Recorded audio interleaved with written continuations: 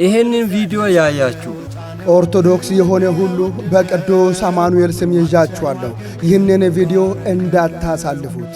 ይህ የምትመለከቱት ቤተክርስቲያን በየም ሀገረ ስብከት በየም ዞን ፉፋ ወረዳ ኤዲያ ቀበሌ ውስጥ የሚገኝ የቅዱስ አማኑኤል ቤተክርስቲያን ነው።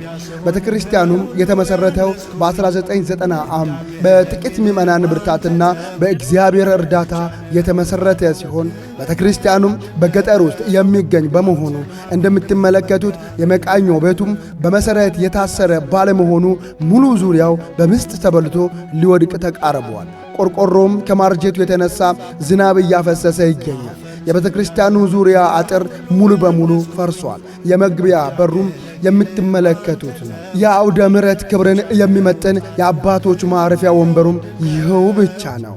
ቤተክርስቲያኑ ውስጡ ሙሉ በሙሉ ምንጣፍ የለውም። የቤተክርስቲያኑ መግቢያ አካባቢም ሙሉ በሙሉ መንገድ የለውም።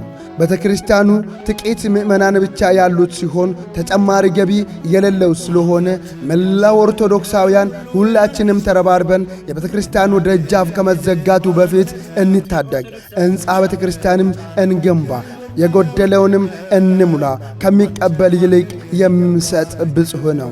ኦርቶዶክሳውያን የሆናችሁ የተለያየ ቦታ ላይ ያላችሁ ይሄንን ቪዲዮ ያያችሁ እንደው በቅዱስ አማኑኤል ስም እቺን ሐቂም ያጣነውን ትንሽ እንኳን ካገኛችሁት በቃ አንድ ብትሉ እኛ ሐቂም ይሆንልናል።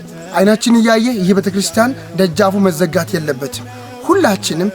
ሁላችንም ያለንን ያቅማችንን ከምንበላው ላይ ቆርሰን ከምንጠጣው ላይ ቆርሰን ከምንዝናናው ላይ አትርፈን ለዚች ቤተክርስቲያን እንድናውልና ይህችን ቤተክርስቲያን አቅም ያላት ቤተክርስቲያን እንድናረግ በቅዱስ አማኑኤል ቤተክርስቲያን ስም ጥሪያችንን እናስተላልፋለን።